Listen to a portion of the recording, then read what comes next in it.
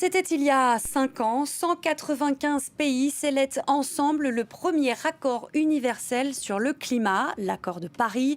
Pays développés, pays les plus pauvres, victimes ou contributeurs, tous ensemble pour lutter contre le réchauffement climatique. La France chapeautait tout cela à l'époque et à la manœuvre, il y avait notamment dans l'ombre une femme, souvent en basket. Notre invitée aujourd'hui, Laurence Toubiana, ancienne négociatrice en chef pour la France et architecte de cet accord. Laurence Toubiana, merci beaucoup d'être avec nous. 5 ans plus tard, forcément, on est à l'heure du bilan. Est-ce qu'il est injuste de dire peu a été promis à Paris, c'est largement insuffisant face à l'enjeu, on le sait, et depuis, peu a été réalisé dans les faits?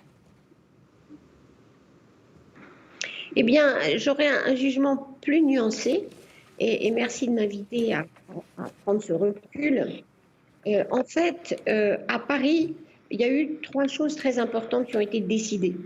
D'une part, on allait se fixer un objectif global ambitieux pour maintenir les températures par rapport à la période pré-industrielle en dessous de 2 degrés, si possible pas plus que 1,5 degré. Et pour cela, il faut arriver aux émissions net zéro. Les émissions en 2050 doivent être réduites considérablement en enlevant évidemment la capacité par la nature en particulier de capturer du carbone. Ça, c'est l'objectif très ambitieux. Le deuxième objectif et la deuxième obligation pour les pays, c'est de présenter des plans climat tous les 5 ans en les réévaluant. Et le troisième, c'est évidemment de se vérifier les uns les autres ce qui est fait et qu'en particulier avoir des stratégies de long terme pour être cohérentes avec cet objectif de Paris. Donc voilà ce qui est décidé à Paris, ce qui veut dire que les plans climat qui ont été proposés en 2015, c'était des brouillons et que les plans climat définitifs, ceux qui doivent être vraiment cohérents avec cet objectif de 2050, avec l'objectif de rester en dessous de 2 degrés, il faut que ce soit ou cette année, c'était prévu cette année, ou au plus tard l'année prochaine, puisque à cause de la crise du Covid, la conférence des parties qui devait sanctionner ces plans climat a été déplacée à l'année prochaine. De ce point de vue, on attend ces nouvelles annonces, les vraies annonces, c'est-à-dire celles qui vont mettre en œuvre l'accord de Paris, parce que l'accord de Paris, en fait, il démarre à partir de 2020, même s'il a été négocié il y a 5 ans, parce qu'il y avait d'autres choses qui étaient en route, notamment le protocole de Kyoto, qui est maintenant terminé.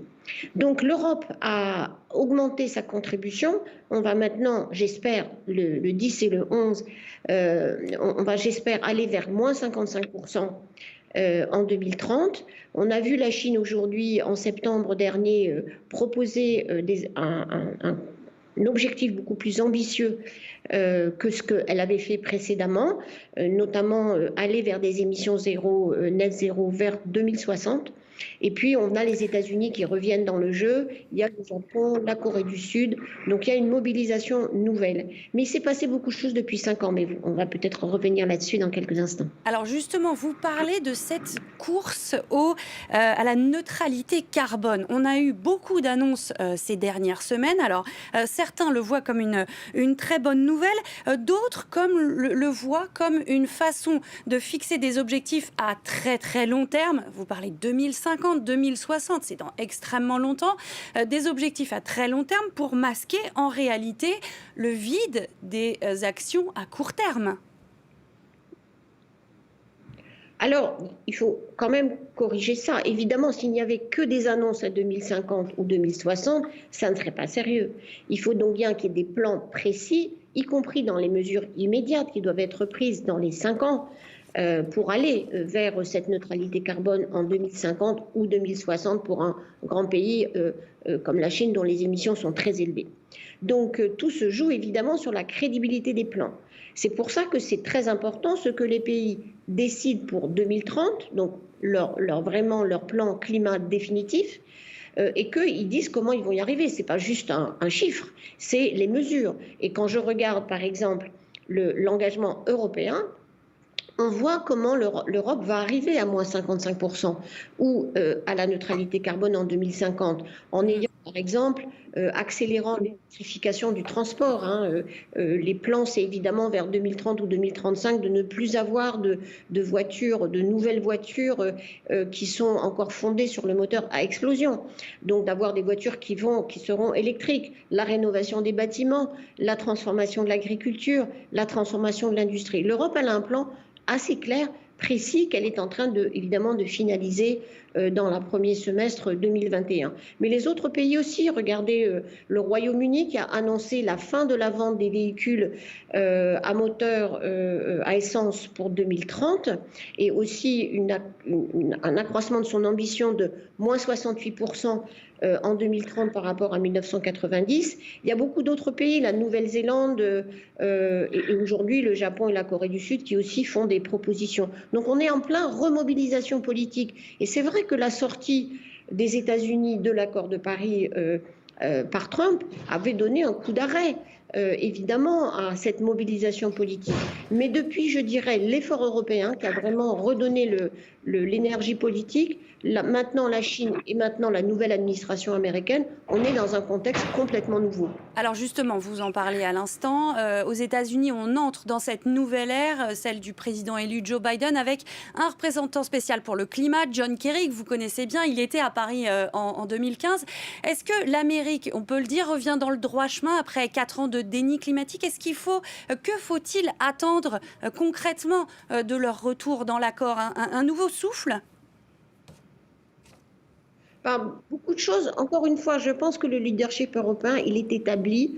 Il est établi par la crédibilité de l'engagement et la crédibilité surtout de la politique qui l'accompagne. La Chine a donc décidé de suivre. Et les États-Unis, le plan de Biden, c'est tout à fait remarquable de voir que dans les 4 priorités d'un candidat à la présidence américaine, le climat était là, faisait partie des 4 priorités. Le plan Biden, qui va être contraint évidemment par les problèmes de majorité au Sénat, c'est d'avoir une électricité zéro carbone en 2035.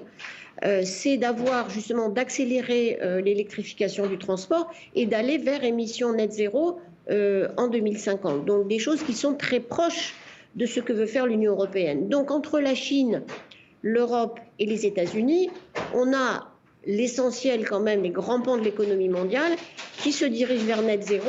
Et il faut attendre aujourd'hui évidemment que les États-Unis et la Chine donnent les mesures immédiates, comme le fait l'Europe. Mais du coup, on a une remobilisation politique et ça va évidemment avoir un impact international considérable, notamment vis-à-vis de pays comme le Brésil ou comme l'Australie qui étaient vraiment en retard, qui, en suivant Trump d'une certaine façon, ne voulaient pas accentuer leur action.